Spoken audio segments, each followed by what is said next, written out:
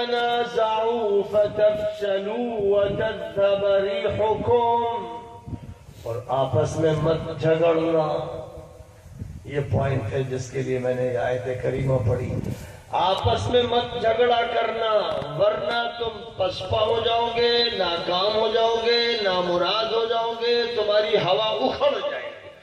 اللہ کہہ رہا ہے جو خالق ہے، جس نے قرآن اتارا، جس نے پیغمبر بھیجے، آخری پیغمبر، وہ کہہ رہا ہے. یہ کوئی فلسفی نہیں کہہ رہا ہے، یہ کوئی مفکر صرف نہیں کہہ رہا ہے، اللہ کہہ رہا ہے کہ آپس میں جھگڑا نہ کرنا ورنہ ناکام ہو جاؤ.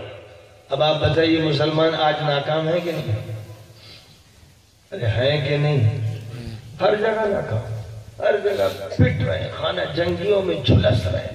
صومالیہ میں، لیبیا میں، چچنیا میں، عراق میں، سیریا میں، یمن میں، برما میں، کہاں کہاں کیسی عجیب حالت ہے، تباہی. کیوں ایسا ہے؟ اتحاد نہیں ہے، ایک نہیں ہے. ان سب حالات کے باوجود آپس میں لڑے مرے چلے جا رہے ہیں. مسلک کا اختلاف، پارٹی کا اختلاف، جماعت کا اختلاف، مرکزیت کا اختلاف، بے شمار اختلافات کی آگ میں جل رہے ہیں. اور اس ہندوستان میں آپ کے ہاتھ سے انگریز حکومت چھین کے چلے گئے. کیوں؟ کرناٹک سے لے کر کشمیر تک جو مسلمان حاکم تھے، مسلمان گورنر تھے، ایک طرف تو اکثر عیاشی میں مبتلا ہو گئے تھے، دوسرے آپس کی خانہ جنگیوں کے شکار تھے. ایک حکومت دوسری حکومت سے لڑ رہی ہے، مر رہی ہے، اسی کا فائدہ اٹھایا اور انگریز غالب آتے چلے گئے. کسی کو خرید لیا، کسی کو ڈرایا، کسی کو توڑ دیا. غلبہ ان کا ہو گیا کیونکہ اللہ نے کہا تھا کہ ایسے ہی ہوگا، ویسے ہوا. اس کے بعد ملک آزاد ہوا تو اب آزادی میں برابر کا جو حصہ تھا وہ مسلمانوں کو سب کے ساتھ ملنا تھا. دستور میں اس کا تذکرہ ہوا، کانسٹیٹیوشن میں، فنڈامنٹل رائٹس میں اس کو بیان کیا گیا. اور جو فنڈامنٹل رائٹس ہیں وہ سب کے لیے یکساں ہیں، دلت ہو یا ویش ہو یا کھتری ہو یا برہمن ہو یا مسلمان ہو یا کرسچن ہو یا کوئی بھی ہو، سب کو یکساں حقوق دیے جائیں گے. ایک اچھا دستور بنایا گیا. لیکن صورتحال کیا ہوئی؟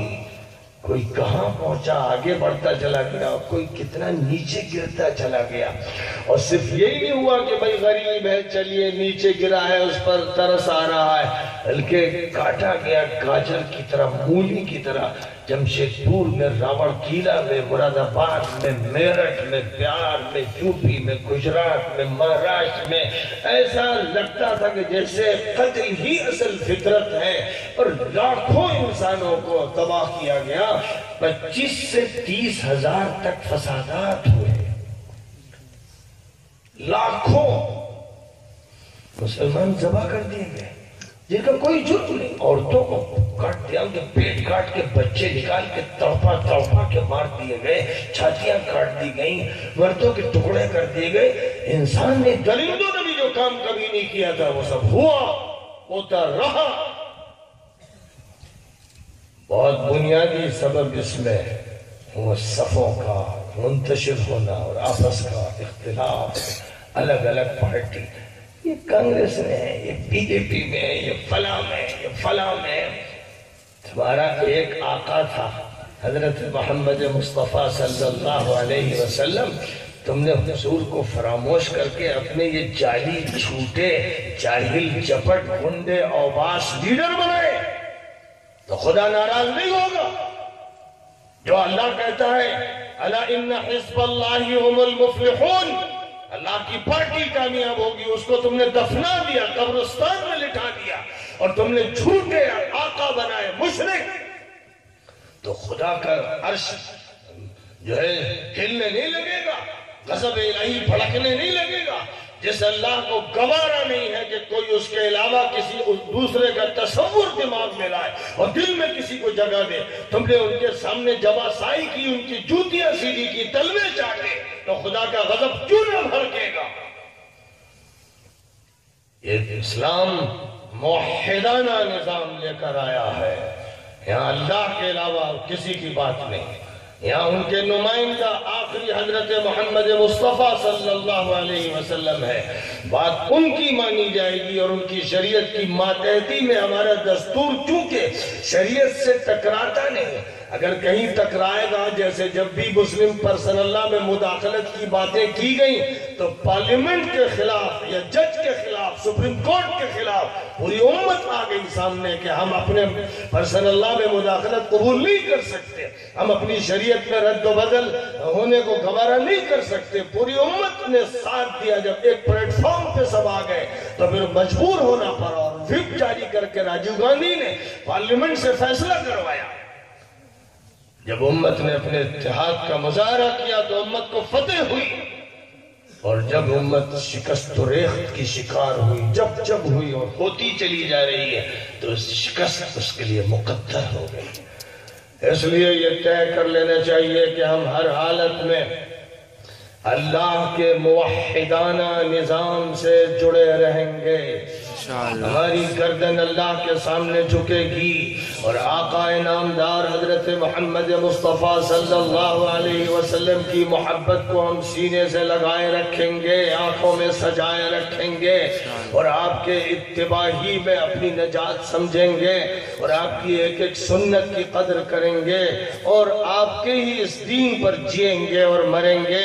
یہ فیصلہ اگر مسلمان بحیثیت مسلمان کے متفقہ طور پر کر لیں تو پھر کوئی معنی نہیں، نہ دیوبندیت کے، نہ بریلیت کے، نہ مقلدیت کے، نہ غیر مقلدیت کے، نہ وہابیت کے، نہ سنیت کے، اور اس کے علاوہ بھی جتنی بھی تفریقیں پیدا کی گئی اور پارٹیاں جو ہیں، کوئی معنی نہیں ان کے، معنی صرف اس کے ہیں کہ صاحب اللہ کا فیصلہ، نبی کا فیصلہ کیا ہے اور امت کے لیے اس وقت کی ضرورت کیا ہے، بس اس ضرورت کو سامنے رکھ کر امت قدم اٹھائے گی، قرآن کی روشنی میں، حدیث نبوی کی روشنی میں۔